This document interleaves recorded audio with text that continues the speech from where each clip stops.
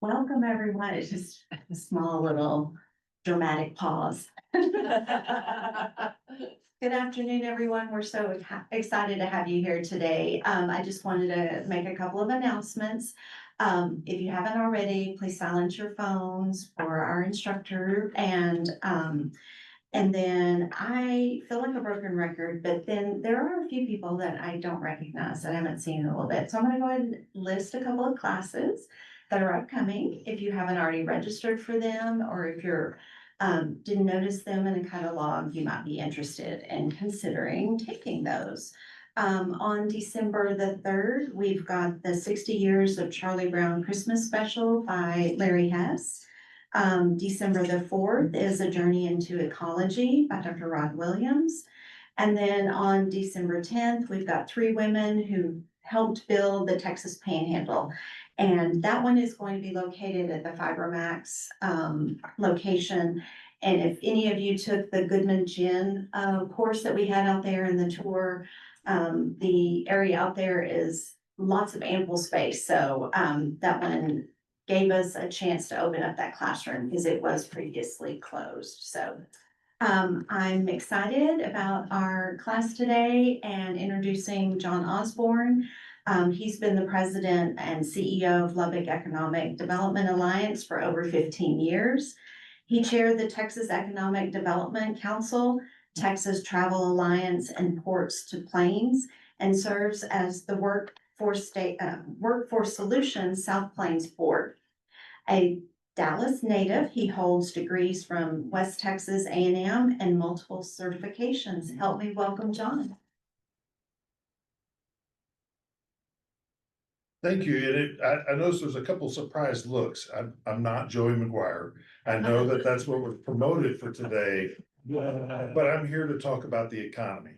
So they gave me this big roll of paper towels in case you're about to cry because you got to listen to the economy world instead of the football world. But no, thank you so much for allowing me to be here today. As any good professor does, the syllabus changed about 10 minutes ago, and I've got 2 different kind of presentations I'm going to kind of merge together. And so if you'll bear with me, some of the moving back and forth, I think it'll be of interest to you, and hopefully you'll like it. I've got roughly, I think we're supposed to be done by 7 o'clock dinner. Is that right? To talk about the economy of all things in the afternoon after lunch. And so it's okay if you nod off. People next to you, it's all right. Don't bother them. Just let them snore. It'll be fine. So no, sure. No, not at all. You go right ahead. It makes it easier to sleep. So tell me just a little bit about my audience, and I know we've got people that are online. I'm so appreciative that you had interest and wanted to be here, not only in person but also online. It's harder to raise your hand online, but we've got somebody that's kind of watching that for us right now. But tell me, how many of you all grew up in Lubbock? And Lubbock is kind of, give a generous region to that. All right. And so there's a few of you that are kind of like me, that you grew up somewhere else and you've moved here at some point in time. But how many of you all kind of consider Lubbock is really, truly your home? You spent the bulk of your years and life here. Yeah, mostly. Okay. All right. So that's good to know. I like to kind of have an understanding of the audience and all. So some of this may be like second nature to all of you all, and it may be boring. And if so, you just tell me and we'll move on to the next slide. All right. Also, you're welcome to ask questions as we're going. Just realize there's more slides behind this next slide. And sometimes I get to the subject matter you're going to talk about. And so sometimes I may say, hang on, we're almost there. You know exactly what we're about to talk about. Or sometimes I may just stop and we'll kind of go down that rabbit hole of whatever you're all are wanting to talk about. Because I would much rather have kind of a dialogue and discussion with you all than just stand up here and speak while everybody rests their head on the table. Okay, so how many of y'all like to look at maps? I love maps. I have this map right here in my office, and it's literally like the whole wall. And we just will go up to that map, my staff and I, and talk about things and where things are. And so So this first part of this presentation, which is part, it was not in the syllabus, I totally threw the OLLI group for a loop here. But I think it will help you better understand when we get to the data part of the presentation, why we're growing, kind of where we're growing. And so to kind of give you an idea, that big red thing in the middle has got to be what? That's right, Texas Tech and the Health Science Center on the north side of the Marshall Sharp there. That big yellow loop that kind of goes around is, there you go, Loop 289, absolutely. And there are airports to the north. We also have the former Reese Air Force Base that's out to the west. And then you can kind of see possibly there's like a dotted yellow line that goes around the south side of Lubbock and over to the west side. And that's going to be Loop 88, absolutely. All right, so there's at least some boundaries of kind of where we are. And so if you're not familiar with the map, hopefully there's somebody sitting next to you to kind of help you. We have a lot of growth that has taken place in our community for 100 years. And we've traditionally always said, oh yeah, we grow to the south and southwest. And even today we're starting to grow out to the west, right? And everybody says, well, why? Why are we growing that way? And I think this will kind of help you better understand why we've been growing the way we're growing and what those opportunities are as we look to the next 10 years of growth, where things are going to continue to kind of take place. So you're not surprised when someone says, oh, there's a new housing subdivision going out in South Lubbock. You go, oh yeah, that makes sense because I remember John's presentation. I was still awake. All right, so if you look, we have traditionally, let's see if I'm doing this right.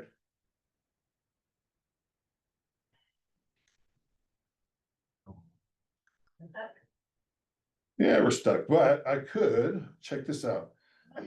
There's mouse for a second. There we are. God, what kind of teacher am I? There we go. Okay. Did that go? You did it. You made it happen. Yeah, I'm just gonna have you stand up here and be my clicker for me. Okay, so we have traditionally grown to the south and southwest, and now we're starting to grow out to the west because Lubbock is getting too congested. Now, if you remember from my bio, I grew up in the Dallas area. This is not congested, okay? But by Lubbock standards, and if you've always lived here in Lubbock, and some of you have, this feels congested. Like we've got to get we got to get everywhere we want to be in about 10 minutes, okay? All right, so the reason we've traditionally kind of grown to the south and southwest is why? I'm not sure if you know this, but Lubbock is flat. And it is very cheap to build on flat land. So think about in any place that you've ever traveled. Have you ever gone to kind of the San Jose all the way to San Francisco, that whole Bay area, right? And when you look over as you're going from San Jose to San Francisco and you look out your window to the left, you'll see mountain ranges, right? And there's not houses up and over the mountains. It's all in the valleys because it's cheaper and easier to build on flat land than it is on mountainous areas, right? So it's the same here. And so one reason we did not grow to the north and to the east was because there's this big canyon, we call it the Canyon Lakes area now, and that was kind of a stopping area, plus where our railroad went through. And I'm going to talk about that here in just 1 second. But we continue to grow to the south and southwest because it's flat and it's easier to build on, among a few other things. So as we continue to grow as a community, one other area we've started to grow in is kind of in that north central area, just the loop and the interstate. There's actually some new developments that have gone up there. If none of you have been on the loop on the north side, just realize Loop 289 goes all the way around Lubbock, and you're able to drive on all sides of Lubbock by being there. On the north side, if you were to be on that north loop and look, you would see that there's some new housing subdivisions going in that north central kind of area. And then also over on the northeast side of Lubbock, not to the same extent that we're seeing to the south and southwest, but we are seeing some housing subdivisions going over there because of the type of jobs that are going in. From a long-term perspective, where we're going to see housing growth is going to continue to be to the south, southwest, to the northwest, but we still have a lot of people that really like Lubbock a lot. They like they need a job. They like the education, the healthcare that they can get. but they need something that's a little bit more rural. That's what they just want. Or maybe they want a school district, or maybe their family grew up in Shallowater or Slayton. So we're going to see our suburbs continue to grow as well for those people that want something more rural than Lubbock is. And I don't know if you've noticed, but Lubbock is really considered, we're the 10th largest city in Texas, and we are considered urban until it's beneficial to be urban, and then we're considered rural. And when we are considered rural until such time that we need it to be urban or need it to be rural, and then we're not, now we're urban. And so it's this kind of weird mid-sized thing, and it's because we're basically halfway between Dallas and Fort Worth and Albuquerque, and we're in such a manner that we're a big town in a big rural area. So we're going to continue to see growth out those directions. It just makes sense based on all the rest of the slides I'm about to show you. So from a growth of Lubbock long term, we have to have this infrastructure. We have to have roads, we have to have highways, we also have to have rail. So I'm going to talk to you about some really boring subject matters of steel rail and concrete infrastructure from a highway standpoint. So obviously with the growth of I-27 down to the Laredo, now being designated, Congressman Arrington and Senator Cruz championed that bill for us to get Interstate 27 all the way designated all the way down to Laredo. That is probably the single biggest thing that could happen to us, separate from landing Texas Tech University or landing a railroad back in the 1800s, from a long-term look at Lubbock. And that's because the largest trading partner up until this last administration, who knows now, because everything's just changed. But up until recently, the United States' largest trading partner was not China, it was actually Mexico. And 90% of the goods that came to and from Mexico went through Laredo, went through Texas. And so Laredo is the largest port in the United States, bigger than Long Beach, bigger than Houston. There's that much traffic that's actually going through there. The reason Dallas-Fort Worth has seen so much growth over those years is because I-35 connected Laredo with Dallas-Fort Worth. And that at one point in time was about 8 hours from Laredo. Well, there was this little rule in the rule books of driving trucks that basically says a truck driver is not allowed to drive longer than 8 hours. He must stop and rest. Well, companies, the way that they make money is they got to keep those goods moving. And so when they stop to rest, they're supposed to stop at a distribution center. And now the product comes off the truck, goes through this distribution center and goes to other trucks who then take it other places where. That's all right. Hey, we gotta have a break. It's for those of you online and can't hear, it is the best ringtone I've ever heard. It's this like little Moroccan dance kind of thing. So yes, I love it. No, it's so fun. So that caused when you have that distribution getting redistributed, that allows for manufacturing and retail to pick up the goods that they need to be sold or to be manufactured or whatever they're going to be. And so it brings about a ton of jobs. So Dallas-Fort Worth has fed off of that Laredo distribution network coming through here for a century. And us getting that designation of I-27, interestingly enough, we are about 8 hours from Laredo.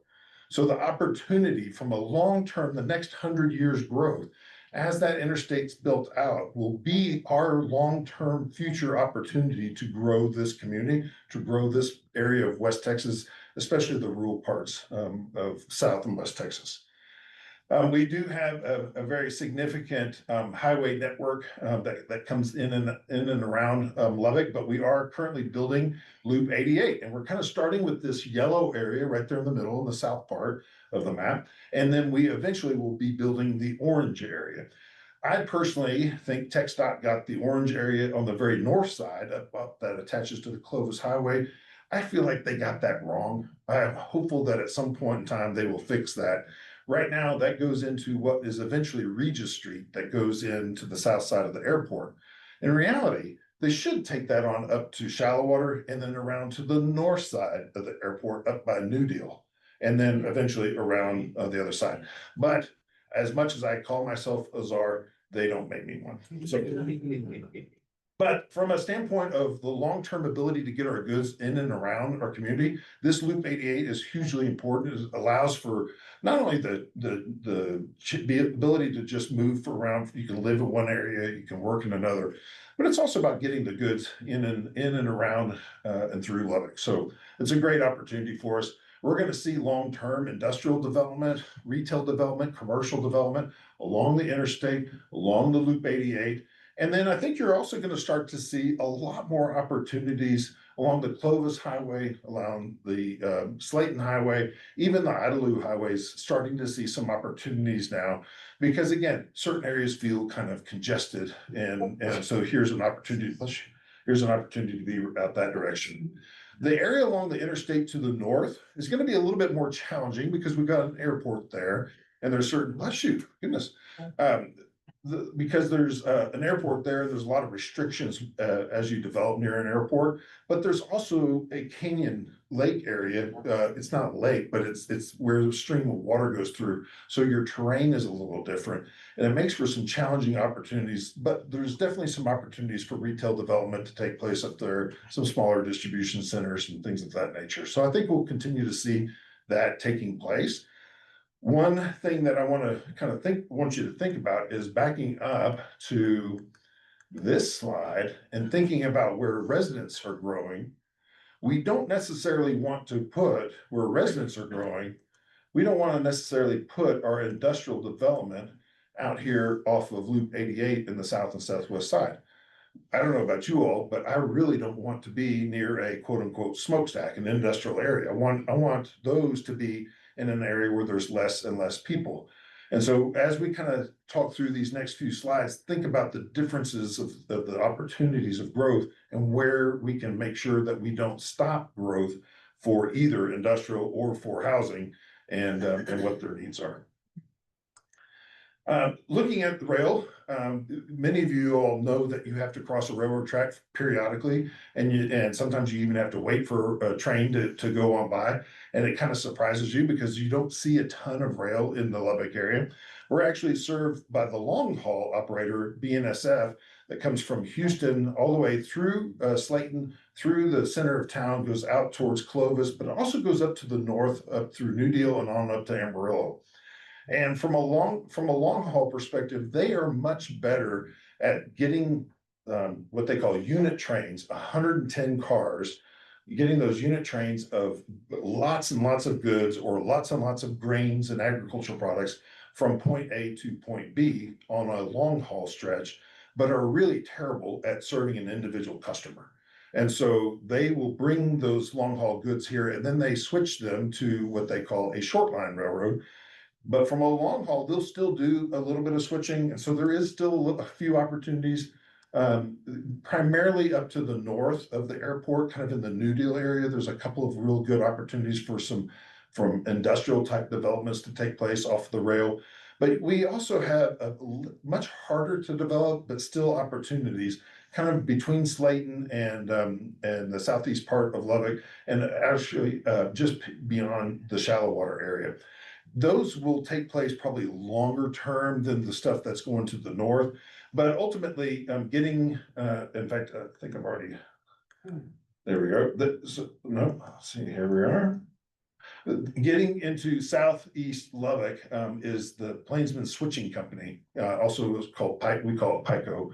And they are the short line operator within the city of Lubbock, kind of over on the southeast side. There's some areas of redevelopment that can take place, but there's also some land plays that have never been developed, in which there's some industrial opportunities. The thing I like about this area is that for the most part, there's not any housing right next to them.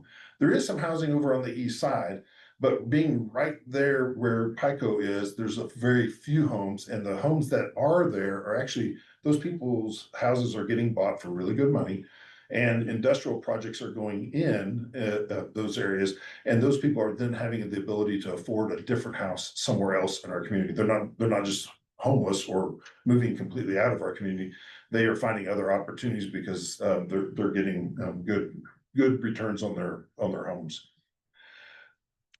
Then finally, we also have the Watco line. So if you're familiar with kind of the Friendship area and where we also have the new Friendship High School, and there's some railroad tracks that are over there. That's that same Watco line, and it's mostly been to get grains and different kind of agriculture products from West Texas kind of in and attached to BNSF. So BNSF can take it long haul to one of the two ports, either Port of Los Angeles or the Port of Houston.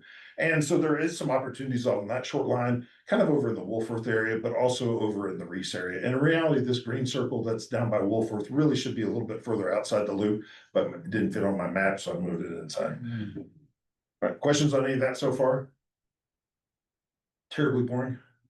Okay, kind of interesting though, isn't it? Yes. Because you don't really think about how these things all interact and how we can continue to grow as a community, but these are hugely important for our ability to get goods here, which then presents opportunities for manufacturing to come and also for retail to come, which brings jobs and brings opportunities for our city to grow. Yes, sir. A little off the subject, but when I was a student at Tech years ago, we took an all-night train from Lubbock to Houston, passenger train. Oh, And now there's not any passenger trains. you know, Never happened again. see, it's Charlie, right? Charles. Charles. Okay, so Charles was just saying, if you didn't hear, that back when he was a student, he told me it was 3 years ago, 4 years ago. He said he used to take a passenger train from Lubbock to Houston, All-night train. an all-night train. And, you know, that was far more common back in the day. You know, you hear about the Junction Boys and them taking the train from College Station out to Junction, and you hear about the cross-country trains that would take place. It's less, there's just not enough money in that compared to what they can get for hauling cargo. And that's one reason why the big long haul operations, BNSF and UP, have switched from being passenger trains to being cargo, because they can get so much more money hauling that cargo. And then especially with the development of the interstates in the 50s, that really made it difficult for trains to make money, because people now had control of what they wanted to do and stop and all. So, but my grandparents actually took a train across Canada, and that's a phenomenal train to go on. So, all right. Okay, let's talk a little bit about power. All right. Have y'all been hearing about this move to ERCOT, and is this good or is this bad or any of that sort of stuff? And some of you may have actual opinions about it all right now, but let me kind of give you an idea. So we got the state map over here on the left. Okay. And these red lines represent what they call the CREZ lines. Okay. Make sure I don't go too long. All right. So these CREZ lines. These CREZ lines were built 25 years ago up until recently, and it was really to get where wind generation was taking place and now some solar generation to the consumers that wanted it. And the consumers that wanted it were primarily in the Texas Triangle area. Back 25 years ago, they called all this green energy, and it was really a lot more people that wanted it to be clean and green energy and consume that were primarily in the Texas Triangle, in those major metropolitan areas. So they built these CREZ lines to get that power to where the people wanted to consume it. But just like the interstate system, they only built the wires so big. So how many of you have been on I-20 headed to Dallas, go see family or friends, and all of a sudden you came to a sudden stop and nothing moved? And you're like, what's going on? And eventually you get through it and you get on to Dallas, right? And you never saw why you had to stop. You just stopped, right? Well, that's the same with these CREZ lines. They can only hold so much power.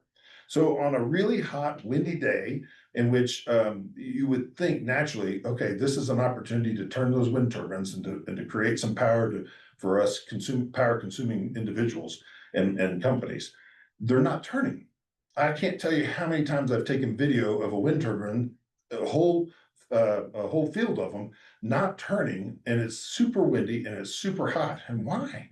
It's because these CREZ lines are congested and they can't get any more power on the line. Just like you can't get any more cars on I-20 at that junction when you're stopped. Okay. Well, the benefit of where we are in Lubbock and switching to ERCOT is that we then connected those two zones, the zone to the north of us and the zone to the south of us. And when we did, we brought these huge power lines into Lubbock to connect into the ERCOT system. One kind of comes in over there by XFAB. The other one's on the eastern portion of Lubbock County, kind of east, but not all the way east of Lubbock County, goes out through the south. And that connectivity brought big power lines, 365 kV lines, which means nothing to you all, but the 110 kV lines are the ones that connect these buildings. Okay, the 365 are big ones. It's like having an interstate, although they're now going up to 765, I think is what the number is. It's 700, and then there's two numbers after it. And I can never remember those two numbers. And so as a result, that's presenting a lot of opportunities for these AI data centers, as well as for these big manufacturers that need big power to come to our community, because they can consume a lot of these renewables that a lot of these major corporations have, goals for renewables in their mixture. This allows them to consume it, and it's not put on those same pres lines going into the major metropolitan areas where it's congested. So it's presenting a great opportunity for us to do it. When you do a Google search, that search amongst a lot of people has switched to be an AI search. And I was talking to a guy the other day, probably, I don't know, 35 years old, and he said, I don't Google anymore. I only AI search. Well, he uses 10 times more power on every time he searches for something than when you use a Google search. Okay.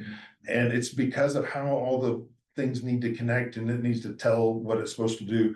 And as a result, that's one reason why we're seeing so many of these AI data centers get announced all over the country, but especially here in Texas. It's a race to build out the network, much like it was a race back in the in the late 80s and early 90s with cell phone networks between all the major companies and carriers. Is that what's, they're building a big one around Abilene, is that? Oh, yeah, so the question for those of you online was, is that what they're building around Abilene? And it absolutely is. So in Abilene, what they were actually building originally was for Bitcoin, and Bitcoin, it's a weird thing, and I don't understand it at all. And I have kids, and they tell me about it, and I don't think they understand it either. But with Bitcoin, it uses also a lot of power, but it's done a little differently. It's not constant use of power. They can kind of ramp it up and down depending on when they're mining their stuff online, which, if that makes any sense to you. And so, but this particular Bitcoin company went belly up. And so they had all this power coming into a site and nobody in it. And then all of a sudden, everybody wanted it. And so that's one reason why there's a company called Stargate, started by Elon Musk. He put that there because there was all this power to a particular site. And it was because the Bitcoin operation had gone belly up, if that makes sense. Yeah. But the fact that they're getting that data center means other data centers are now also coming. They've already announced a few of them. And they're also getting one of those big 65 kV lines coming in as well. 735 kV lines, I think it is. So Up in Amarillo. the Fermi up in Amarillo, Charles was saying that the Fermi is a group that's come together to do an AI data center up in Amarillo. They are not on the ERCOT system, but they are trying to generate more power on that particular site. So they're going to be building natural gas fired power plants, as well as some wind turbines and things like that to be able to supply all the power that they need. Is there any possibility that if one of those? The question is there any possibility that Lubbock will get one of those? I hope so. If those economic development professionals don't, they're really terrible. Yeah, so that's my organization. No, I think so. And it's because of what I was just describing, where there's power available, but not being consumed currently. And there's a potential for a lot more growth of power out in West Texas, because there's this small little region called the Permian Basin, the largest oil and gas producing region in the United States. And they have a ton of natural gas. In fact, it's so plentiful that they just burn it because they don't have the capacity to be able to store it.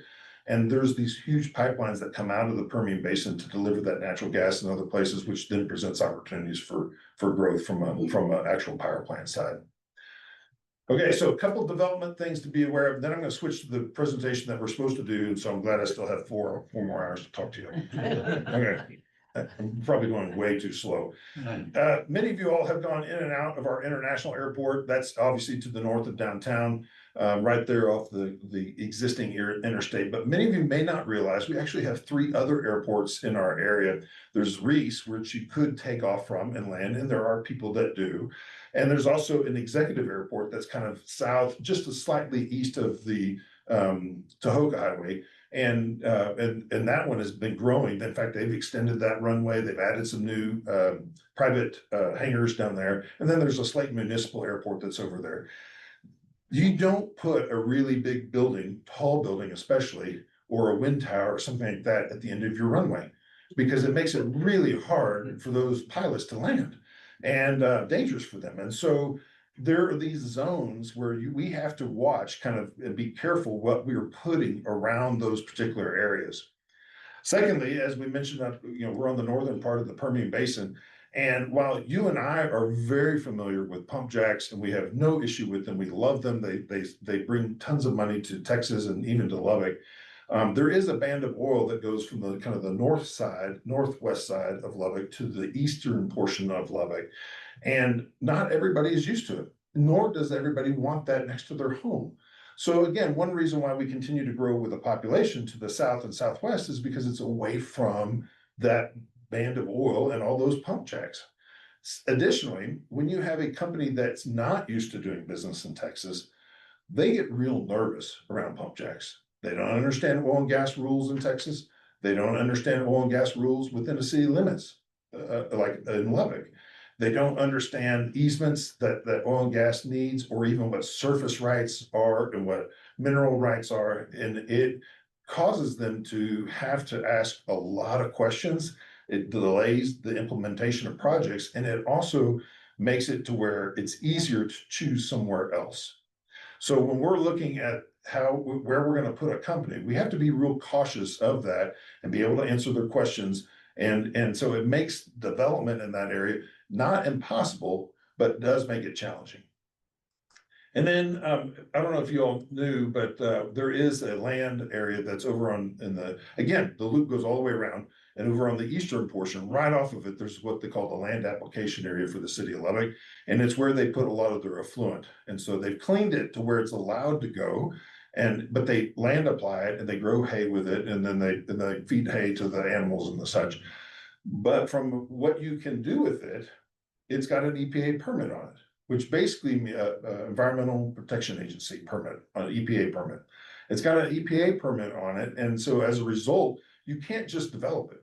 So we have companies all the time that say, hey, if you'll just give us some of that land that the city owns, then we'll put this XYZ manufacturing operation there, or a wind generation station, or a solar field, or something like that. Well, first of all, the city of Lubbock is not legally allowed to just grant that to us or to anybody else. They have to auction it off if they're gonna get rid of their land. Secondly, because it has an EPA permit on it, you can't develop it. And this is like a decades-long permit. It's been going on for decades. It will continue on for decades. So our development opportunities are east of it. Again, because you got Lake 7 coming in just to the south. And another great opportunity for it, but from a development standpoint, we'll see some housing going in a kind of a redevelopment area. I can't remember if I have it. Nope, I don't have it. Kind of over there on that west side of the lake, we'll see some redevelopment of some housing over there.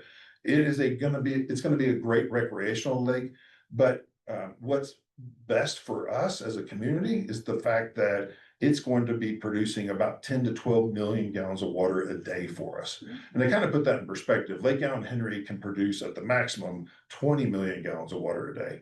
And Lake Allen Henry, if you're not familiar with that, is about 45 minutes to the southeast of us. So this is a much closer lake. It's right there on the edge of the loop, and much more affordable to be able to pull that water from. And the fact that it's in that Canyon Lake system means that we're going to have a lot of water going through that system, because that's how we take a lot of our effluent right now. We clean it to stream quality, put it in Canyon Lake 1, let it flow all the way to Lake 7, and then we're able to pull it back out, clean it to potable standard, which means you and I can drink it. Oh my gosh, I've totally bored everybody. Okay, so questions on that? Yes, ma'am. So that's a new lake. That's right. Yes. And dance something to rock So something. that is going to be a new lake, but they're going through the permitting process. The question was, is that a new lake? And yes, it is almost a new lake. It's not there yet. Don't go out there with your bathing suit and your paddleboarding and go after this. It is going to be dammed up in 2032. They're on schedule right now. Putting Leprino Foods over on the east side of Lubbock is really actually helping because the amount of water that Leprino Foods gets rid of on a daily basis. It goes into Lake 6. It's actually cleaner water going into Lake 6 than what is currently there. So it's helping to clean Lake 6 and also to keep the silt out of Lake 6, making it easier to maintain. That extra water going in means that Lake 7 is more by the TCEQ, the Texas Commission on Environmental Quality. They see that as, oh, this is easier to make happen. And so they're allowing the permits to move forward correctly such that that can be dammed up in 2032. And then you can take your bathing suit and go out there. Good questions. Yes, sir. Are there springs feeding Lake One or any of the other lakes? There used to be a spring that fed Lake One, but because of the amount of pumping that's come out of the aquifer, to the best of my knowledge, the only way that it ever happens is when we have lots of years of wet, rainy seasons. And I think the last time that happened was in the 1400s or something like that. Yeah. Not positive on that. Don't quote me on the data on that. So yeah, it's been a long, long time. That one reason that civilization first settled there 10,000 years ago. In fact, if you have ever heard of the Clovis man, it was like a mummy or as a burial that was founded over at Clovis.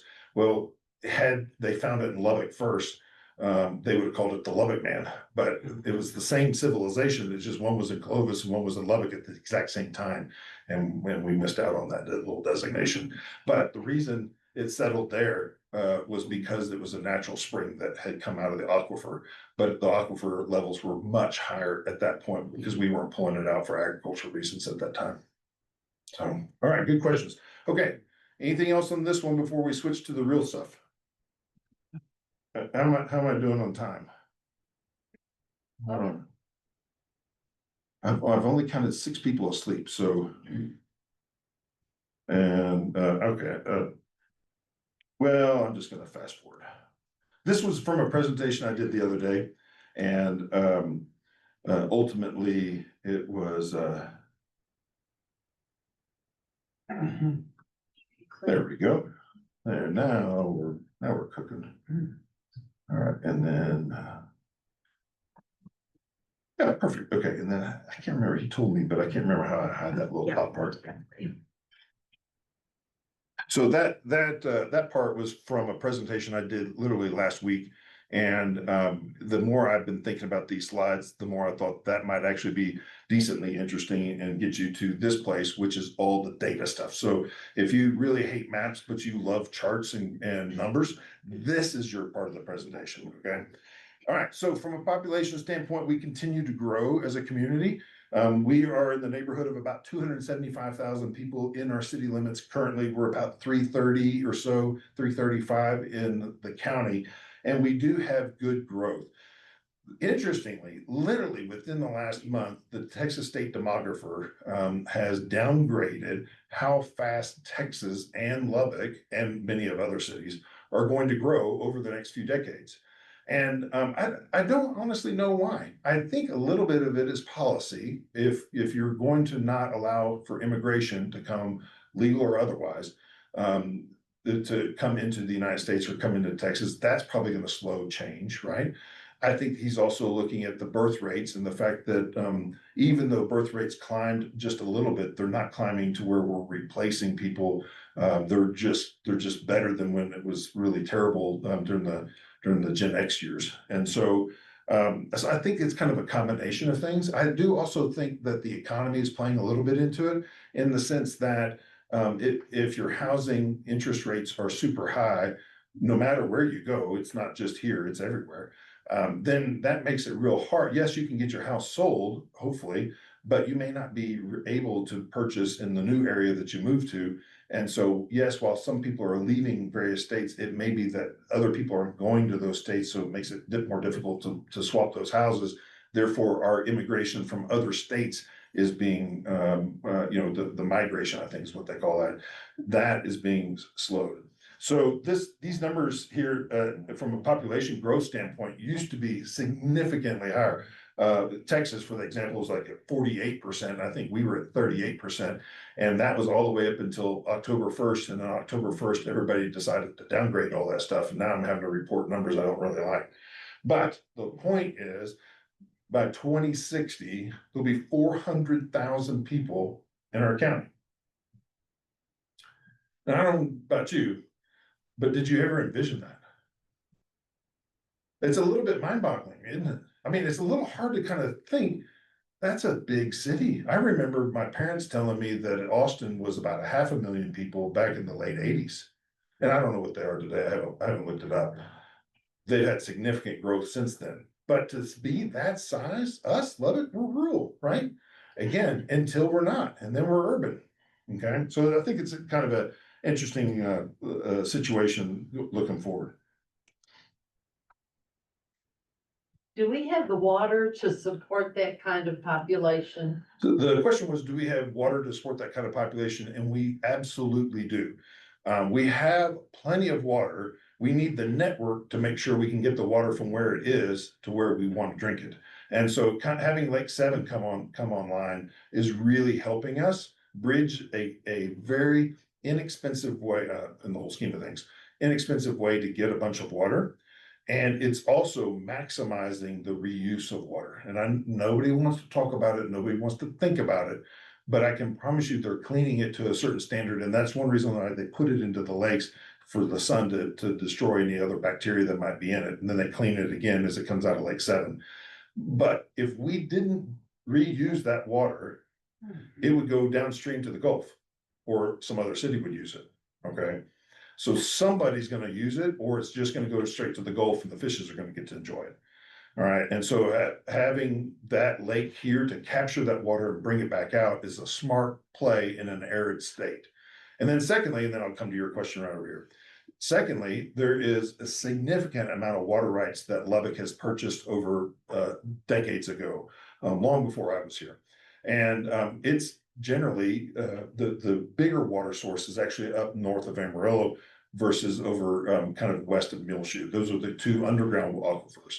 They're also underground aquifers. So even though they're massive in terms of the amount of water they have, they're much harder to recharge.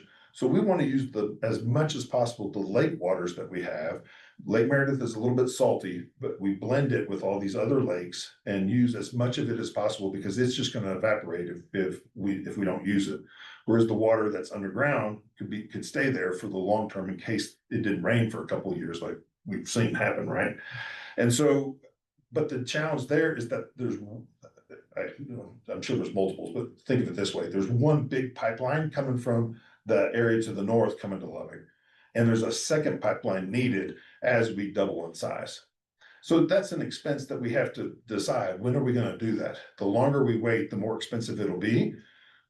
But how much do we need it now? How much will we need it later? And so I'm thankful that our city leaders kind of look at that annually to just kind of understand our growth trends and what's taking place in terms of use of water. AI data centers can use significant amounts of water. And so one of the things that we put as a litmus test on for these AI data centers, because the water is used to cool things. It's not that you bathe the electronics in water, that's not good for it.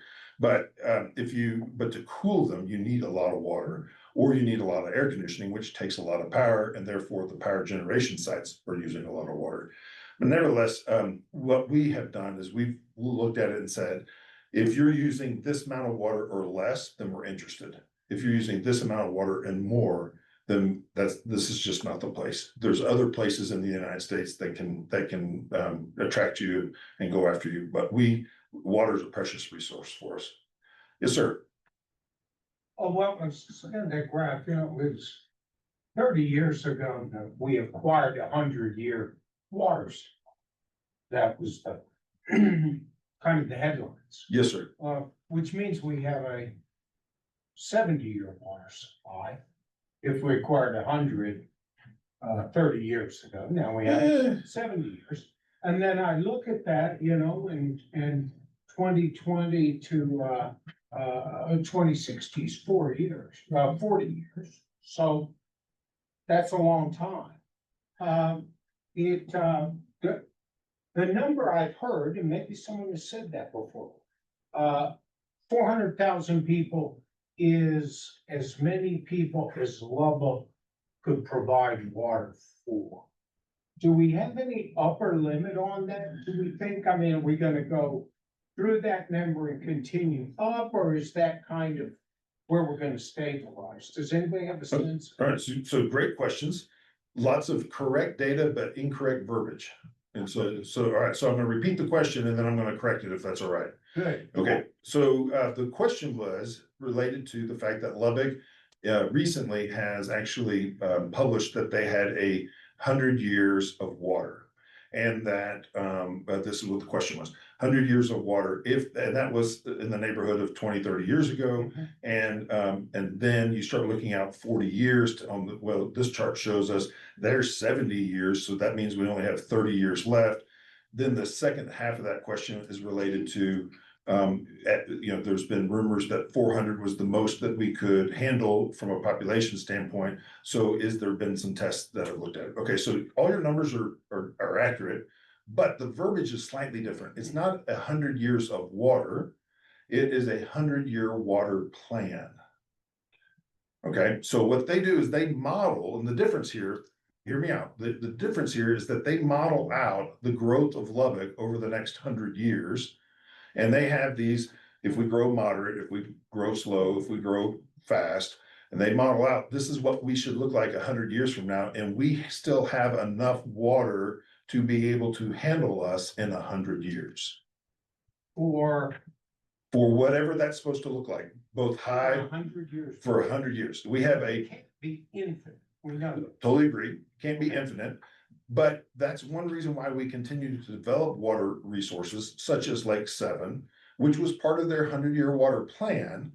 Okay, but it's also why Senator Perry worked so hard this last legislative session to push forward a massive fund, and I can't remember the numbers, 28 billion or something like that over the next 20 years or something along those lines, to push that forward that the citizens voted for. It says we want to set aside some money so that cities can fix leaky things, because we're losing tons of water just because it's leaky.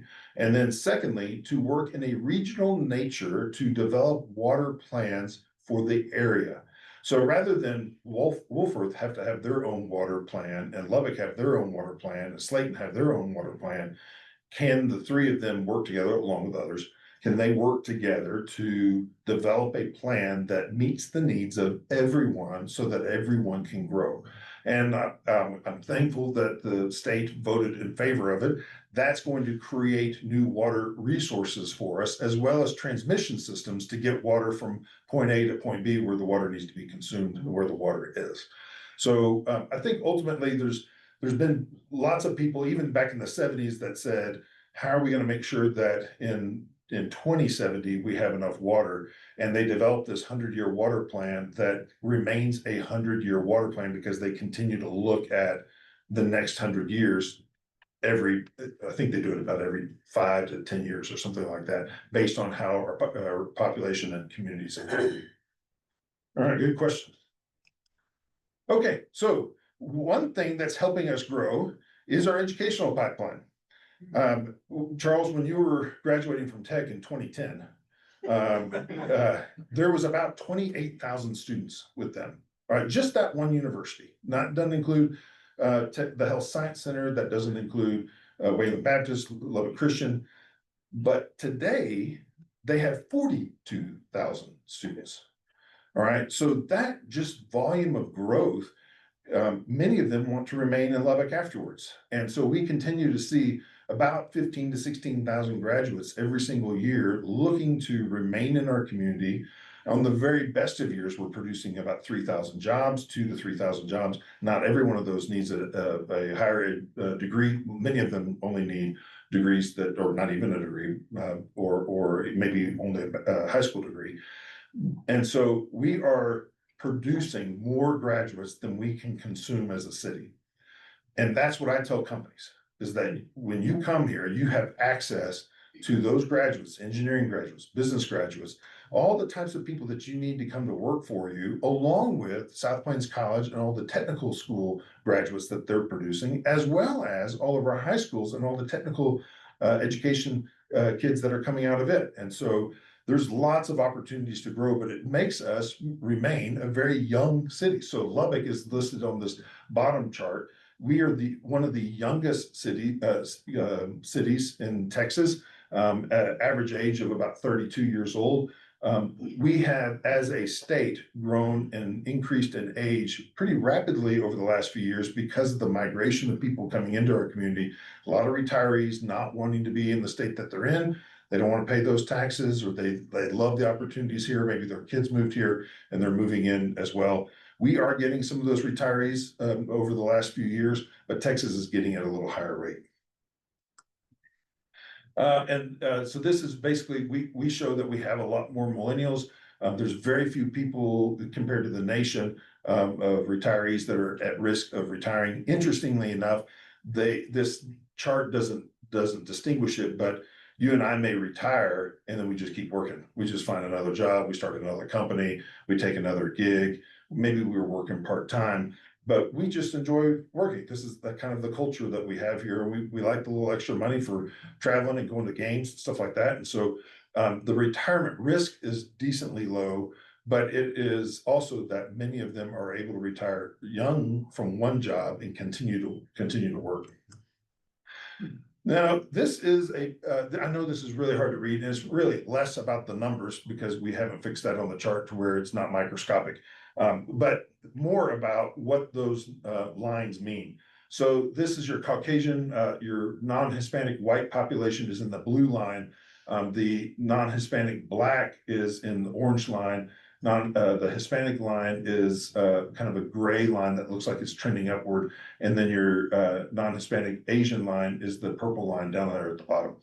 So this shows you what Lubbock looks like and one reason why we're growing. It's the Hispanic community has really grown tremendously in Texas, grown in the United States, and is growing here in Lubbock. And by 2032, will surpass the non-Hispanic white population for being the majority in the community. And I tell you that not for any other reason except to say that that demographic has, over the last, not just one generation, multiple generations, experienced challenges. And many of them are related to their economic conditions. And so as they continue to grow in population, we've got to make sure that we have programs in place for first-time generations to get to go to college. And we've got to make sure that we have programs in place to help them get the tools that they need and support that they need that they may not otherwise, that you and I have had growing up, but maybe their families didn't have growing up. And so, and that's not the case with everybody. There's lots of Hispanics that have been here multiple generations. But it is an interesting kind of dynamic as we continue to grow, and what that then brings about for not just Texas, but for our community. Oh, that's the 2032 line. John, one Yes, sir. question. Yeah. We look at that trend line, we assume that's immigration, not a higher birth rate, or is some of that a higher birth? The question was on the non-Hispanic, on the Hispanic trend line going up, is that a birth rate or is that migration or is that immigration? I think it's multiple factors. I am not able to take that data and say, oh, this is birth rate, this is immigration, this is migration. It is a factor of all three. They do tend to have a little bit larger families, but they don't necessarily have families of 7 to 12, like what we're used to back in the 50s, that even, my dad came from a family of seven kids. And then, and so it's not that aspect. It's mostly that they are replacing themselves better than the other generations are. But then there's also the migration where they're coming from other states and coming to Texas because we celebrate the Hispanic culture here and we love that culture here. And so it's much more inviting for them to be here. And then additionally, we do have people from Mexico that have come here, not just illegally, but also legally, and a lot of them have money. Oh my gosh, the money that they bring is incredible. I was spent 7 years in San Antonio, and it was amazing to me how many people with money were coming out of Mexico because they wanted out of that environment. They were tired of the corruption, and they were tired. It was almost like I was talking to a Californian. They were trying to get out, and they were coming with everything. So. Okay, so that's meant that we've had a lot more housing. To kind of put this in perspective, you remember just a few years ago, kind of right after COVID, all of a sudden you would go to meet your friend for coffee, and you would leave leave your garage and you're driving, and there's a house being built over here. And then when you came back after lunch, it was finished. You remember that? Okay, that's 2021 and 2022. All right, we're not having those kinds of record years. But to kind of put it in perspective, when interest rates were right at 40% below prime, or whatever it was crazy low, 2%, 3% interest rates kind of deal. Our housing building was in that 1,300 a year, 1,400 a year, maybe 1,500 on a couple of years previous to this chart. Today, when interest rates, according to my kids, are the worst they've ever been in history, no, they're not. I remember the 1970s and early 80s, right? But we're still having 1,600 homes built, okay? So it's not like it stopped. It did slow down significantly. But in those 21 and 22 years, you could take the number of housing permits in Abilene and Amarillo, add them together, double them, and it wasn't as much as we were having. That's the amount of growth that we were having in our community. And everybody kept saying, where's all these people coming from? And we found that they were coming from a lot of different areas. Could have been Eastern New Mexico, the Dallas-Fort Worth area, a lot of the big cities in Texas, a lot from this region, okay? Small towns especially, but then also a lot from California. They weren't coming from Berkeley though, all right? And I know you don't like, how many of you all from California? Okay, I'm sorry, but yeah. But there is a stigma that you came from Berkeley, or that you have the opinion of Berkeley, and that you moved here and you're bringing all your opinions with you that are like from Berkeley, right? Are you really from Berkeley? No. Oh, gosh. I'm starting to sweat up here. I see it on my eyebrow. I'm thankful for that. No, we're seeing the people coming from California are coming from the much more conservative area of California, the ag-based communities, the people that actually look and feel just like us. And they may have slightly different opinions than we have. We're ultra conservative. They may only be one of the two ultras, not just double ultra, okay? But they are still more like us than they are like the Californians. Otherwise, they'd stay in California. They don't want to leave. The people that are very liberal and want to remain in California don't want to leave. They like the policies that are there. It's the conservatives that want to leave. And so we're glad that you came. Yeah. So. The other interesting thing on this housing is, I don't know if you can see it, but hopefully you can. It's this green stuff over here on the left-hand side, and that's our apartment stock. When I first got here in 2010, our occupancy rate for apartments was about roughly, it floated between 89 and 90 and 91%, okay? I've never seen it at 95%. I've also never seen it at 85%. The point is, we built all this housing, and yet we're not stealing from the apartments. The apartments still remain just as occupied as they were when I first got here in 2010. And not only that, year over year, rents are up 16% and they're still that occupied. Like there's demand to be in Lubbock, and that's what I'm trying to convey here. So that does mean that we've sold a lot more homes, and that value of those homes is far more significant. So the value of the homes is those numbers above the blue bars. The number of homes being sold is the blue bar itself, and it's the number inside the blue bar. So the point I want to show on this is that in 2020, there was still $1 billion worth of homes sold in 2020. This last year, when nobody could afford a home and interest rates were the worst we've ever seen, we sold $1.1 billion worth of homes. Okay, if you were to go back in time to 2016, and if I were to show you that chart, it'd be 600 million. It's double what we've been doing. John, are those numbers adjusted for inflation? I honestly do not know. The question was, are those numbers adjusted for inflation? I honestly don't know the answer to that. And it's a very good point. I may need to do it. There is some inflation that has taken place, especially over the last 3 or 4 years. But, and so there could be some adjustments that may need to be made to those numbers, but it's not 50% inflation. It feels like it. But it's not, when you add it all up, it's not a total of 50%. So it's not like that 1.1 billion is worth the 600,000 from years ago. If that makes sense. Sure. Yeah. Oh, I'm gonna check on that and we'll adjust our numbers in the future. Yeah. Okay, median home prices. Home prices have gone up. And many of you all recognize your home price only based on your taxes paid. Okay. And that's because you're not interested in selling your home right now. All right.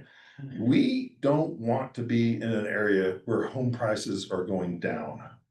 If you've ever lived in Illinois and watched your home price decrease in value year after year, that's not a good feeling. Because if you do decide to sell, it's for a lot less money than it was if you had decided 90 days or 365 days earlier than that. So yes, we have been going up. This last year in 2024 was a slight decrease from what the median home price is. And remember, median's not average. Median is you put every household in order from highest to lowest, and it's the exact middle. Okay, for those of you that didn't take math class. We are up about 80% over the last decade. Annual wages. So I can't talk to you about affordability of homes unless we also talk about wages of wages. Okay. Wages are also up there about 38% for us. Texas is up about 41%. When I used to show this slide a decade ago, Texas would be up in the neighborhood of about 28%. The wages were, and Lubbock was up about 16%. So not quite half. The Lubbock business community has figured out that if they want to retain talent, they can't pay. They always called it the Lubbock discount. I'm sorry, a gallon of milk is virtually the same here as it is in Dallas. If you bought gas, it's almost the exact same. The only big difference in expenses between Dallas and here is primarily housing. Okay, everything else is virtually the same. And so to expect people to take a lesser wage because it's more affordable here, yes, it's more affordable, but not 20%. It's like 0.2%. Okay. All right, so this shows that wages have increased. So now let's talk about affordability of homes. And that is this slide. And I wish we've been trying to make things easier when we put together our graphics. And unfortunately, this slide is one of those that has suffered the consequences. So I used to have animation and everything else that went on it. And also, in order to make it easier to input, we use this particular system and it won't make our fonts small enough that you can put everybody on there. They now make it to where it scrolls. So you see the little scrolling line right there on the side. Just trust me. This is really interesting. Okay. So in the first quarter of 2021, before interest rates started to rise, Lubbock was the 4th most affordable city in Texas. The most affordable was Wichita Falls. Why would Wichita Falls be the most affordable? That's one half of the equation. She very quietly said, because nobody wants to live there. That's absolutely true. But you know what they also have? They have a military base right next to them. And there's federal government wages coming in to a city that nobody wants to live in. So you get high wages, no demand, makes it affordable. Yeah. Okay, does that make sense? Why is Lubbock affordable? One reason is because we can continue to build on flat land and we can build as much as we want to build and we continue to grow as fast as we want to grow, right? There's still demand to be here, but the housing prices were kind of appropriate, all right? Anything greater than 1 is considered affordable. And on this chart on the left, everything is greater than 1, isn't it? What you don't get to see is the bottom part of the chart. And then the bottom part of the chart is Travis County, and then there was like one other, and I can't remember what it was. And then, and those were really, really close. It was like 1.01. Okay, so it was affordable, but not by much. I mean, it's barely it. Okay. Now let's fast forward to the second quarter of 2025. What happened between those two time periods? Well, the first thing that happened was that everybody wanted to move to Texas, right? They wanted out of whatever state had shut them down and they wanted to move. And it was cheap and affordable to move because interest rates hadn't climbed.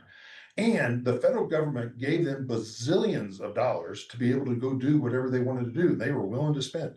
And so a lot of them spent their money buying houses in Texas. Massive demand causes prices of houses to increase, right? We start building homes too, right? Everything is increasing, but wages didn't keep up. Remember? I was telling you on this slide that wages did go up, but they didn't go up as fast as housing prices went up. So as a result, in the second quarter of 2025, our ranking actually fell. But more importantly, look at those numbers on the right side of those bars. And now those numbers are no longer in the 3s and 2s, they're in the 1.5s. So are we still affordable? Yeah, that's right, we are, because anything greater than 1 is considered affordable. But we're not as affordable as what we used to be. We're still far more affordable than California, right? Yeah. Okay, questions on that? Yes, sir. But you're saying, I can't read those numbers. I'm so sorry. Yes. Well, that's why you have to sit on the front row. From the 2s and 3s to the 1s? Is that what it was? Yes, sir. Yeah, so on the left chart, the question is, on the left chart, you'll notice the affordability index is at 2.24, 2.21, 3.09. And then we move to the chart on the right, where Wichita Falls went from 3.09 to 1.71. Amarillo went from 2.21 to 1.57. Okay. So we're still affordable, but that's, if that index means anything, that's a real big change. It is. in affordability. Yeah. So the To state. me, who's affording? Yes, agree. So the statement was, that's a real big change, but we're still affordable. And that is absolutely true. We can continue to stay as a state that we are affordable. We're just less affordable than what we used to be. What we need is home prices to still climb. We don't want to be a state where it's declining, and we don't really want to be a state where it's just level. We need it to climb, but we need salaries to climb quicker. Okay. If I were to get to show you the chart on the right, all the data down below, I apologize for not that. We just couldn't get it figured out. You would see that there's actually communities that are not affordable in Texas anymore. And it's not just 2, it's more like 7 or 8.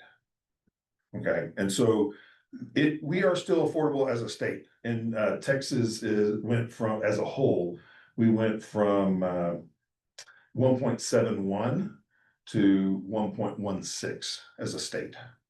Okay. Still affordable, just not as affordable. All right. We do have more companies that are growing, and that's been really good. We don't grow near as fast as the state does. The state grows tremendously in terms of number of companies. A lot of companies are moving, a lot of companies that are getting started, but there's also a lot of corporate type companies that are coming to Texas. Whereas we have corporations here, but it's all, the Charles Family Corporation, right? With the John Osborne Distribution Company. It's a family-owned business, and if we have sold shares, it's only to our wife and our kid, right? In terms of how many people get excited about the GDP number? There was one person that raised their hand. I'm not even pointing them out, okay? I think they were just stretching. GDP is what they term, it's gross domestic product, and it's the best way to determine whether or not how a economy is thriving. Okay, so you'll hear about the United States GDP. It's the amount of goods and services that are sold somewhere else. Okay, out of that area. So out of the United States would be to other countries. Out of Texas would be to other states and other countries. Out of Lubbock would be to then other cities and counties outside of Lubbock, including both in the state and out of the state and international. So our GDP has actually grown at a much faster rate than Texas. And that shows that our economy is doing significantly better than Texas over that last decade. And I'm so sorry, 2023 is the latest data that they have. I have to rely on the feds, and they are insanely slow with their with the numbers that come out. We think that GDP in 2024 will slow and be much more consistent between 23 and 24. 25 may come down a little bit, but we'll have to wait half a dozen years for all that to come out. So, but the point being is that we are definitely growing as an economy here, and it's growing at a much faster rate than Texas, and that's a positive thing. If you look at it on what they call the growth rate between us over the last 10 years and the United States, we're double that rate. So that's pretty significant. Just in 22 and 23, you can see in 22, we were double the rate that Texas was. And then we were actually much more even in 2020 and 2023 in terms of total growth on kind of a more recent times. But even so, we're double the rate that the US is in 23. We're quadruple the rate in 2022. When you look at it on a per capita basis, that means a per person basis. So the number of individuals that we all have, we've grown at a very significant rate over the last few years. That's increased tremendously. There has been much discussion about there's not enough labor force here in our community, and I would completely disagree with that. Let's go back to that first slide that we were talking about, where we saw graduation rates, or the number of people that are graduating, and then you start looking at the migration rates that people are coming in, and what we're seeing is that every time someone stays, a new job's created. Not the reverse. You don't have to attract the job to get the person. You have to attract the person, and then the jobs come, because you find good talent and you want to hire them and create positions for them. So we continue to grow very well. From 2005 to 2025, our numbers, if you'll notice, the labor force grows at the same rate as the employment grows. How many of y'all sit around and look at labor force numbers? Okay, so the easy way to kind of explain this is that your labor force is generally thought of as 16 to age retirement. Now, that's not completely accurate, because if you have a 19-year-old like I do, and he didn't go to work until he was 19, then he didn't enter the labor force until age 19. And same with retirement. I've got a mother-in-law that retired at COVID because she just didn't want to be around everything. And then she didn't work at all, but anymore. And so she was, I think 63 at that time. So she's not yet 65. There's also other retirees that retire from a job and then go to work doing something else. They're still in the labor force. So but it's generally thought of as age 16 to retirement. And then your employment is just the number of people that are actually working. So Charles, if you're looking for a job now that you finally graduated and you haven't found one yet because you're just sitting around playing video games all the time, then what you'll find is that you're not counted in the labor force number yet, right? Because you've not actively, and you're also not in the employment number either. But if you took a job and then you got laid off because all you did was play video games at the office all day, and then you look, but you're just kind of barely looking, you're in the unemployment, which is the difference between those two lines. If that makes sense. Job trends, we will see good growth over the next decade in terms of new jobs coming to our community. We've got some good announcements that are coming up. If you look at August of 2005 versus August of 2025, you can see that as the city of Lubbock adds jobs, our labor force is growing at the same rate. We have not grown at the same rate as Texas over those last 2 decades. And that's why we went after economic development back 2 decades ago, is to start to try to get that to be more consistent. If you look more recent times, 21 to 25, you can see that Lubbock is growing, but Texas has grown at a much faster rate. If you look, I think if we analyzed those numbers a year ago, and if you looked at 2019 versus 2024, we were we were almost dead even with Texas. So it depends a little bit on the months and the such. Okay, how many of y'all knew that we get visitors? Yes, that's how we are able to have all these fun restaurants, because there's no way they could survive on 300,000 people, right? We get 7 million visitors a year, and they felt like they all came last weekend, didn't they? Yes. Oh my gosh, it was so much fun, so exciting. And at the same time, it can be a little like, why am I having to wait at this light 2 times? Well, it's because there's a sporting event going on in town, and it's youth sports. It's not even Texas Tech. So we get a lot of visitors. We're up 24% over the last decade. The impact that those visitors have on our community, basically, and this is not how this department at the city is funded, but if you were to take the total amount of tax dollars that is generated by visitors, sales tax dollars specifically, it could pay for the entire Cultural and Recreation Services Department. Okay, that's not how they fund it, but that's the easiest way to kind of explain it. Okay, and probably more importantly, how many of y'all are willing to give up an additional $9,200 a year? Because we could cut out all those visitors and not have to wait at lights and only have to fork over an additional $9,200 per household annually. That's the kind of impact that they have. All right. I know we don't have a loop-de-loop roller coaster, and our Shamu whale is more like a fish. But they are hugely important to our economy. A lot of a visitor is considered anybody that's traveling more than 50 miles. And so we have the people from Hobbs that come here that's greater than 50 miles.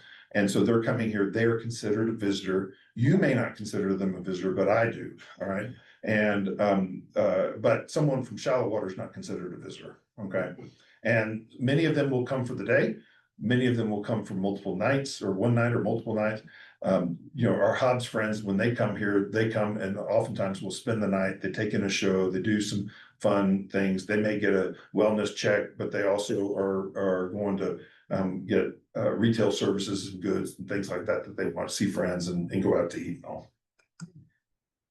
This is just kind of a general idea of where the commercial permits are growing, where the different buildings are expanding. And you can see it's not just in South and Southwest Lubbock. There's some stuff that's taking place on the inside of Lubbock, and then also stuff that's even on the north and over on the east side of Lubbock. The number and the size of the dot represents how many in that little area. So 24 at the corner of Slide and 114. There's obviously a lot of growth taking place at that corner, and not nearly as much at Marcia Sharp and Frankfurt, or Marcia Sharp and Slide.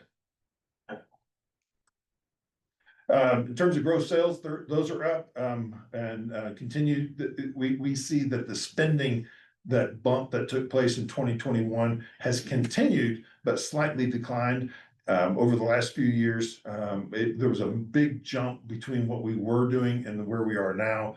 And that's one reason why you hear the city manager talking about that there's not enough sales tax coming in this particular year. They thought the bump was going to continue on, when in reality, the rate of growth has slowed. Question, please. Yes, sir. Back to the visitor side. Yeah. What's the average occupancy rate of hotels and motels? The question was on the visitor side, what's the average occupancy rate for the hotels and motels? And I don't think I have that data at my fingertips at the moment. For an annual basis, we have traditionally been about 58 to 59%. This year, we're slightly less. I think we're about 56%. Year to date, with only a few more months to go, and it will decline a little bit more because this is not our busy season coming up in November, December. It will start to slow. For this last weekend, if you want to talk specifically about that weekend, give me a guess. How many we had a big, if you're not familiar, there was a big game this last weekend, football game. Joey would have told you about it. What was the occupancy rate? How many rooms were essentially were occupied? 90%, 70%, 100%. Would you believe 86%? Yeah. There were some rooms that didn't get sold. I think it's because they were trying to charge $1,300 for a room night. I'm not positive. I wouldn't pay that. That's pretty expensive.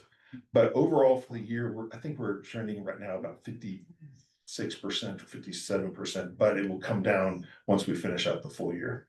Yeah. When, and to kind of put that in perspective, when you hit 60%, that's when hotels and bankers look and say, this is a good market, we need to be in there. So we're just shy of that, and we've kind of just been shy of that for the last 2 or 3 years. But we've added 9,000 rooms since COVID. We added actually about 30% more rooms between 2014 and 2019.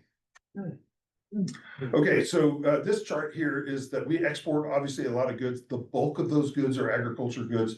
The reason that that we talk about how cotton is king, the best way I can describe it is, how many of y'all have a checking account?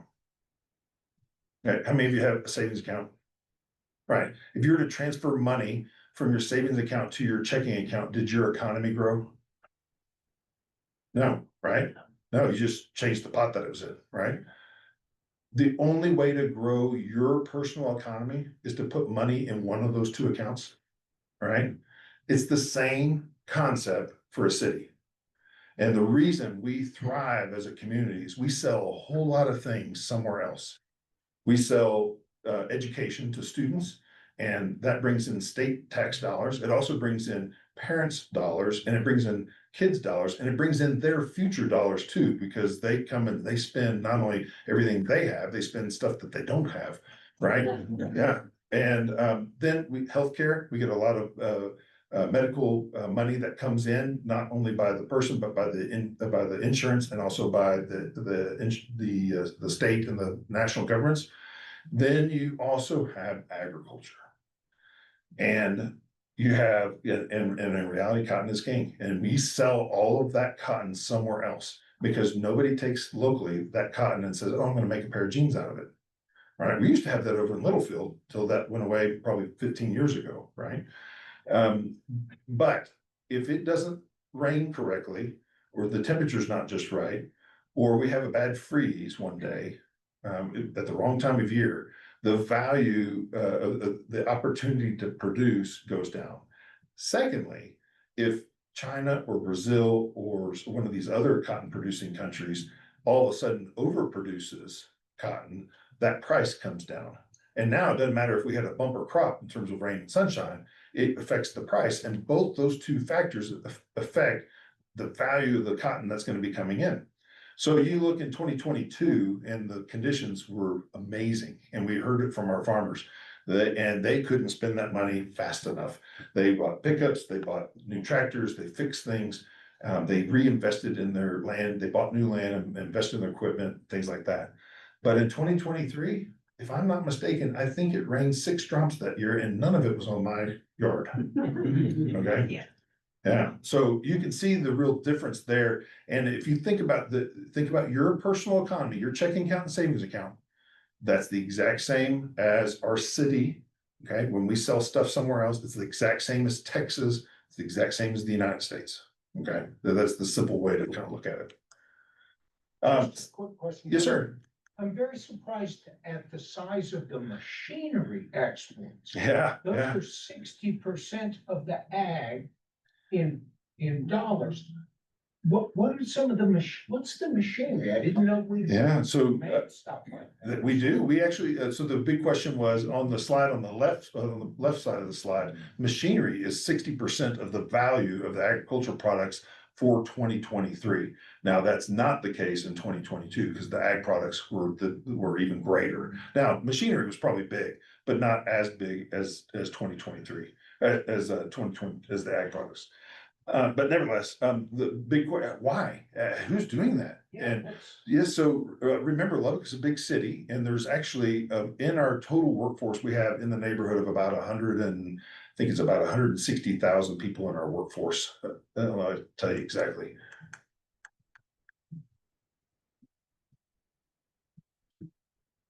We have, no, I'm sorry, I'm a little shy of that. In the workforce, we have 175,000 people in our workforce. And roughly 5,000 of those are involved in manufacturing.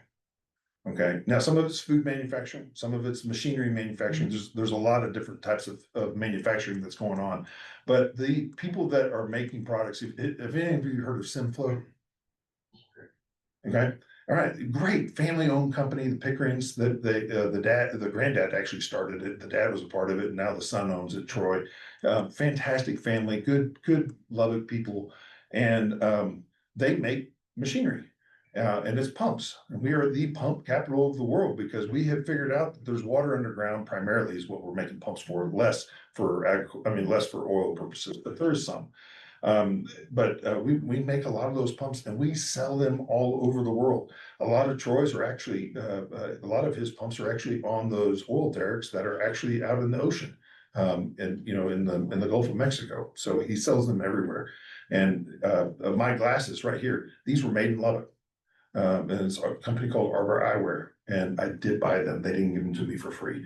But I wish they gave them to me for free. I really like them. Anyhow, but we make things and we sell them other places. So there's a lot of other, a lot of companies that are involved in that we don't really think about on a daily basis.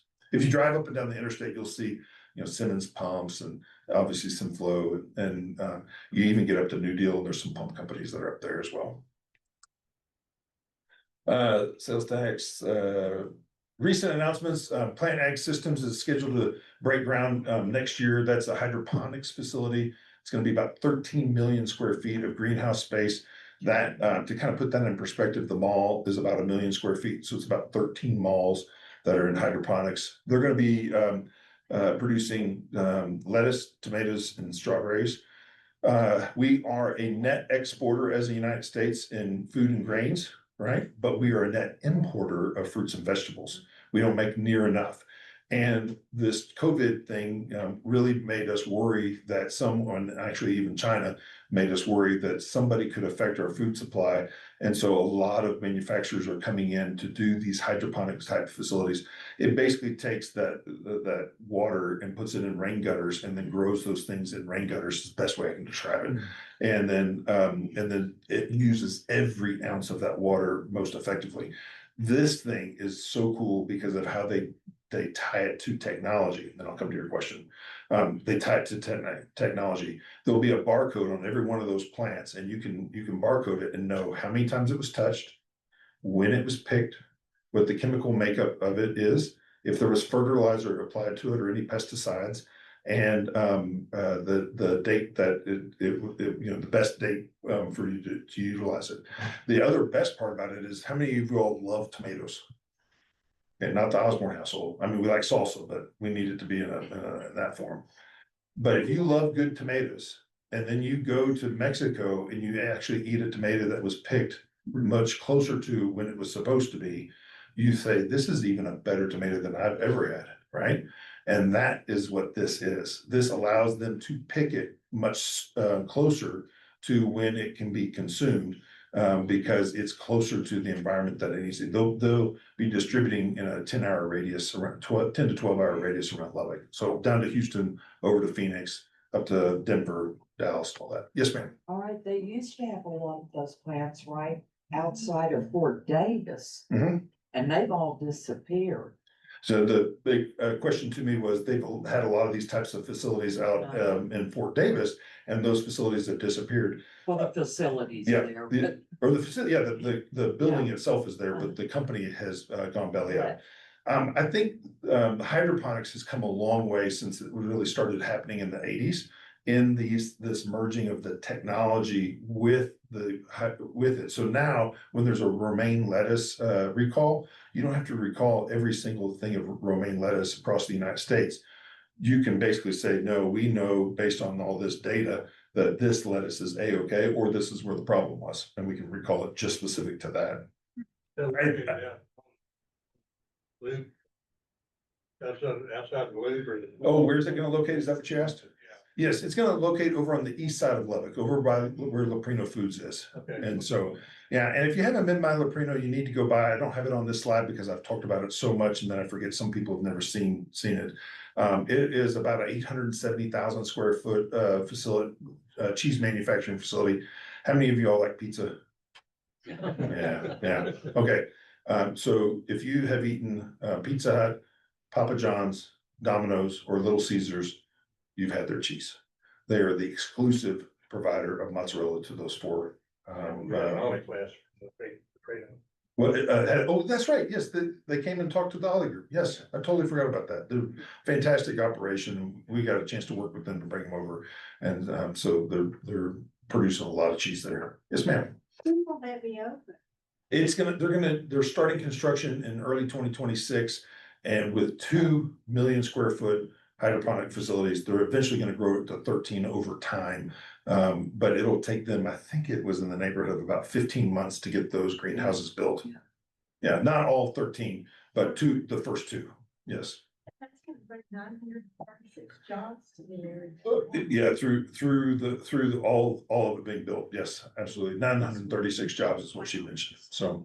Then, Tropical, oh my gosh, this is the absolute best frozen Mexican treat I've ever had in my life. It is so creamy and delicious. It's like a popsicle, but it's real fruit, and they use the highest quality milk when they go into it. It's a company out of California that established an operation here. Volts Corporation is a chemical manufacturer. They did the point of this is to show you that it's not just the Leprinos and the Plant Ags and the Tropicals, the big ones. We also have Hydroflows and Volts that are very small that we're working with, good family-owned companies. This Hydroflow, I love them. They went over off of 66th Street, and they're doing great things over there. Okay, so long-term growth, I think we've already talked about all this, if I'm not mistaken. Yes, then the water and 12 million. Everybody remembers this. They can quote it because they listened to me the whole time. Long-term electricity, everybody knows that the pipeline was too full. We went to the Texas Triangle, and yes, they can all quote that.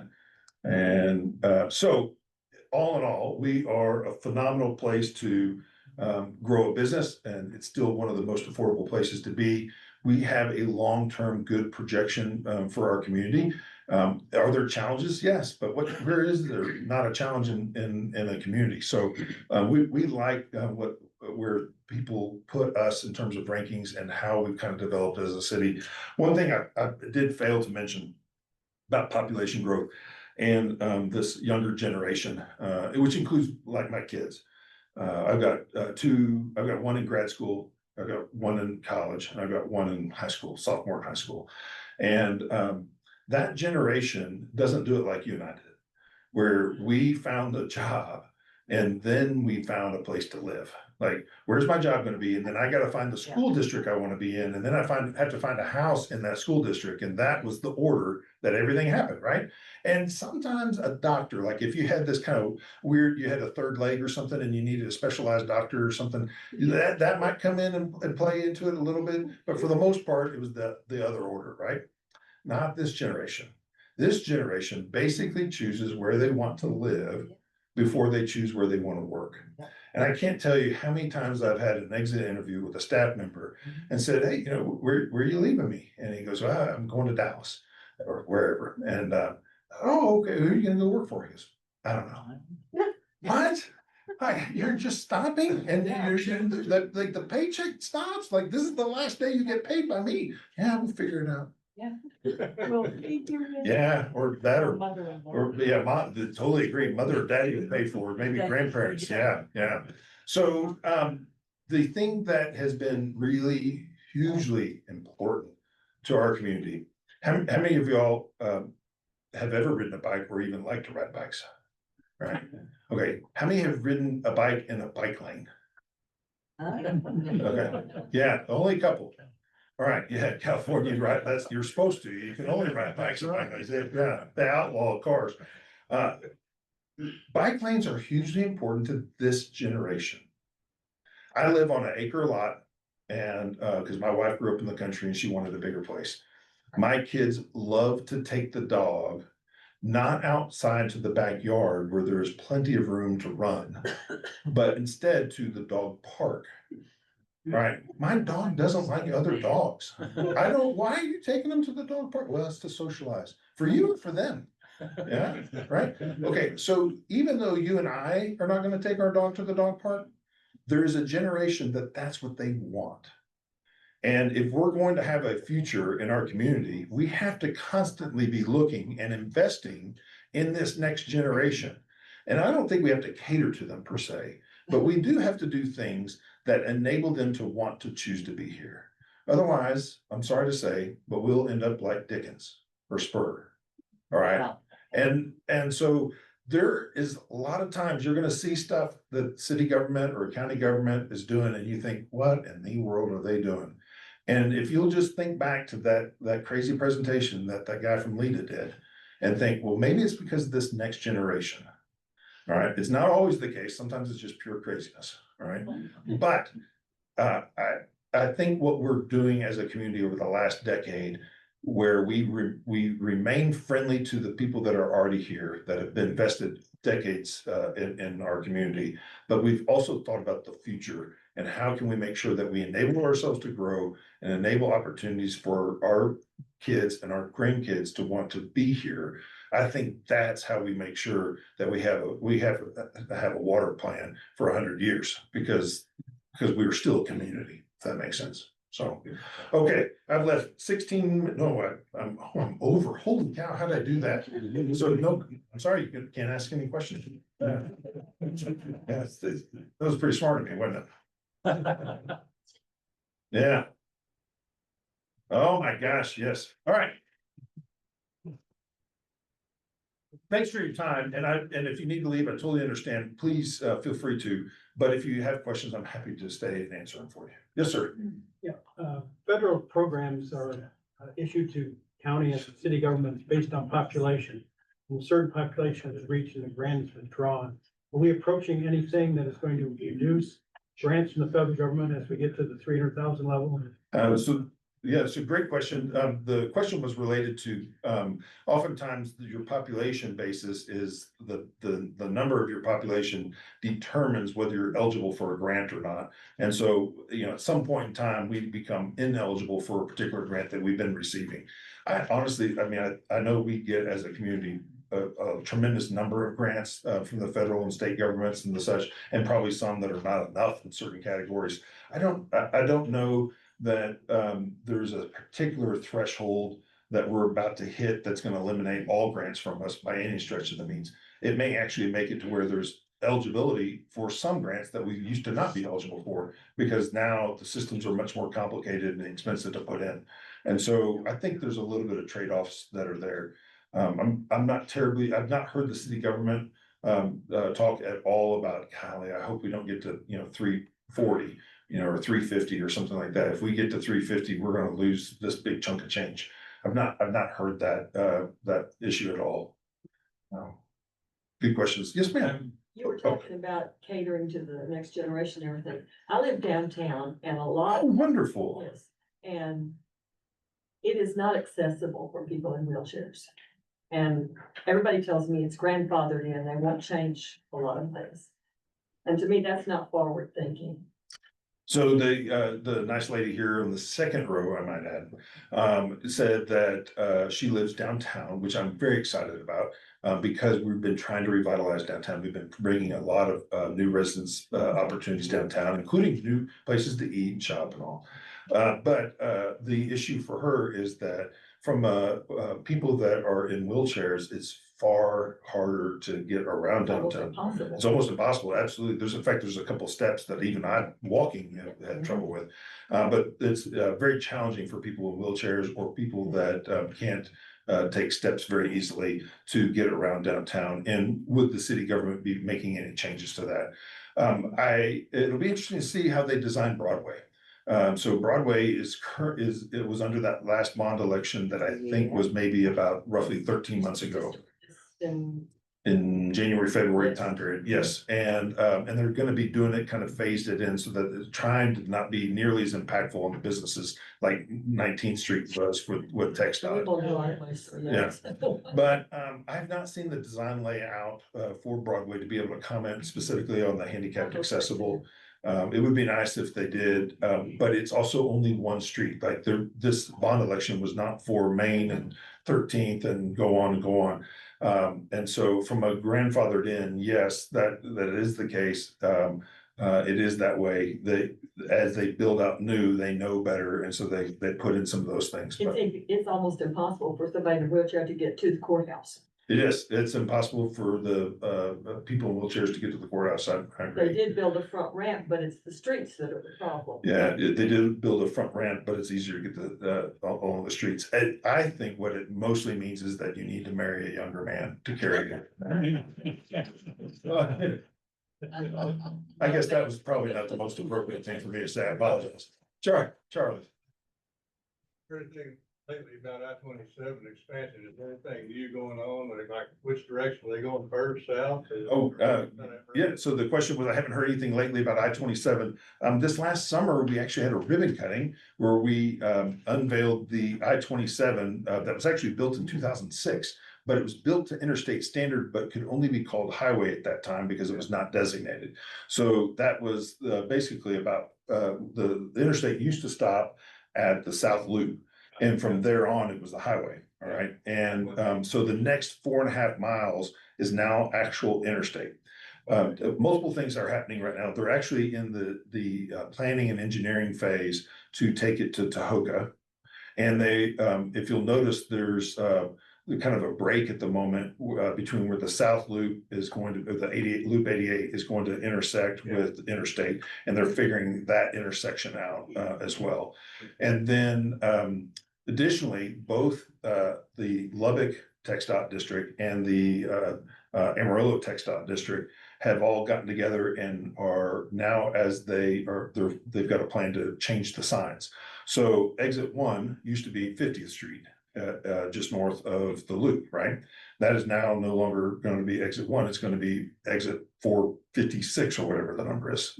Because exit 1's down in Laredo. Because the way that you do a numbering system is you start like I-10, then I-20. Okay, so everything goes from west to east and from south to north from a numbering standpoint. So your numbers, if you're constantly telling your wife that I'm going to go to exit 4, it's no longer, you're going to be down on the radar. Amarillo, and I'm curious how they're gonna So- go north from Amarillo.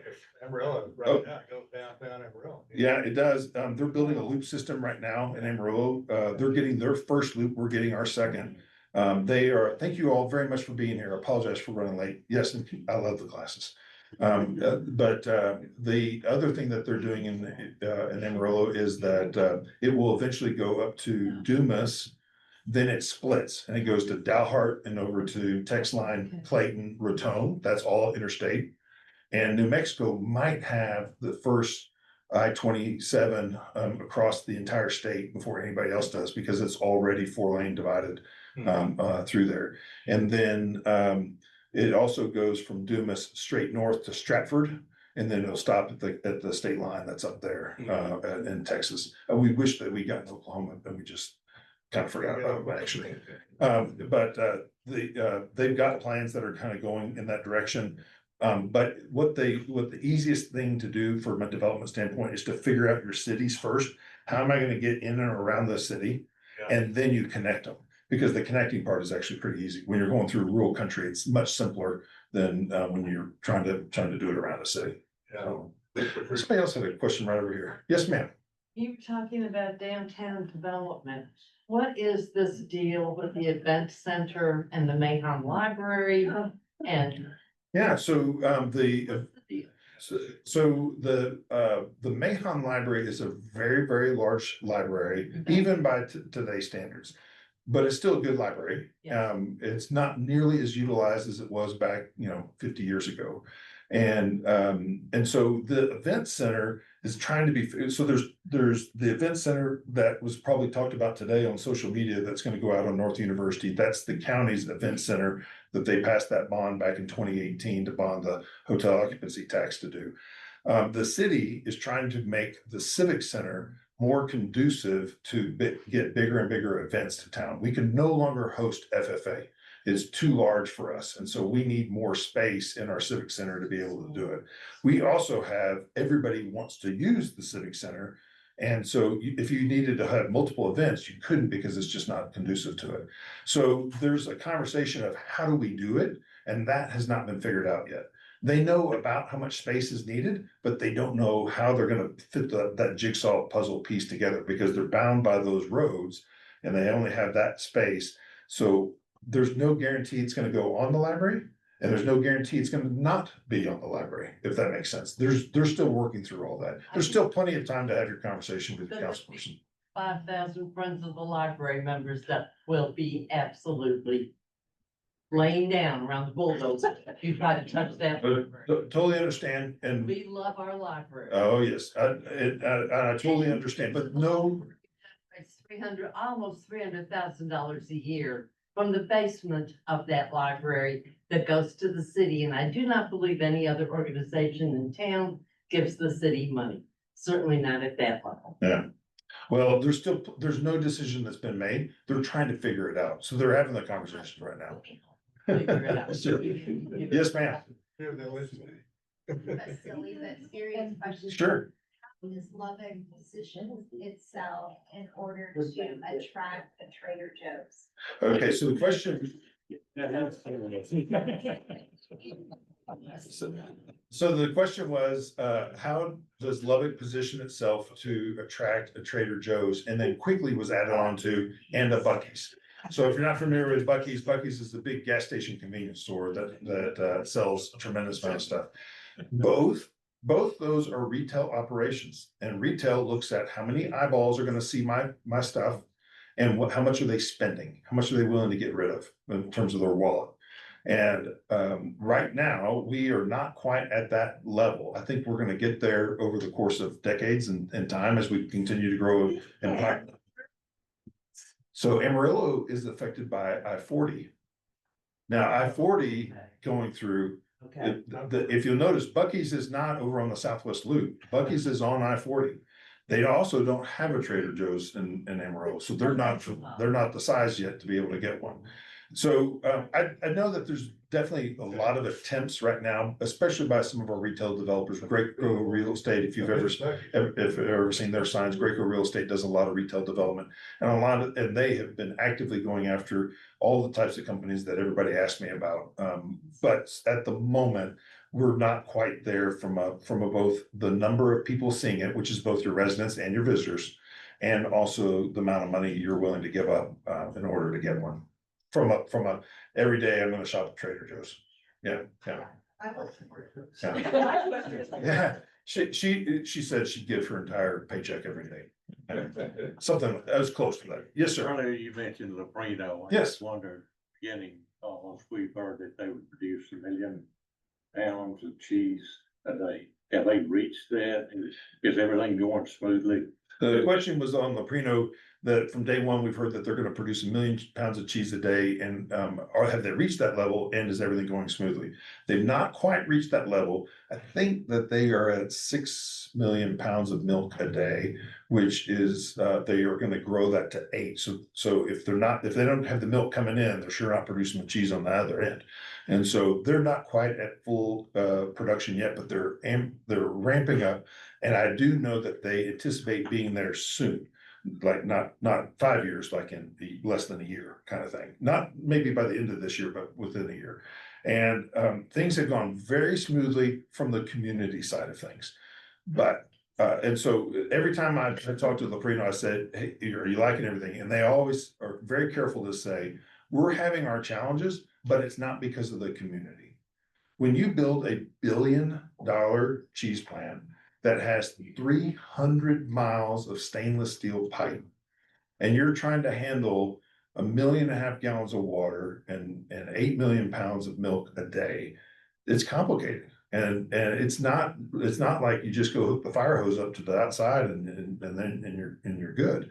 It's difficult. And so they're very, very pleased with the community. They're pleased with their workers. They're pleased with all kinds of things. It's not going smoothly for them, and that's normal when they open up a plant. When they opened up Greeley, it didn't go smoothly because they want to flip the switch, and then here comes 1.5 million pounds of cheese, or 1 million pounds of cheese a day. Yeah.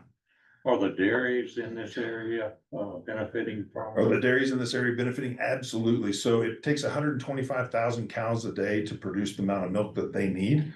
And we had that before they even started building the plant, because all that milk was leaving here and going primarily to Austin, And so the Austin people have had to figure out where they're gonna get their milk from, but not us. Now that some of the dairies will grow a little bit because they'll continue to send stuff other places, but they're loving, Leprino being here because number one, you're buying human food grade food as opposed to milk for a dehydration plant. It's great to have the dehydration plant in Littlefield, but you use your lowest quality milk to do that. And you get less price as a dairyman for your low quality milk. Your high quality milk is for human consumption, and you get a much bigger price for that. And they also, unlike most industries, the dairyman has to pay to transport the milk to whoever's going to take it. And so transporting it to Austin is a lot more expensive than transporting it to Lubbock. And so, yeah. Okay, I think dinner starts in about 45 minutes. Yeah, thank you all so much for having me.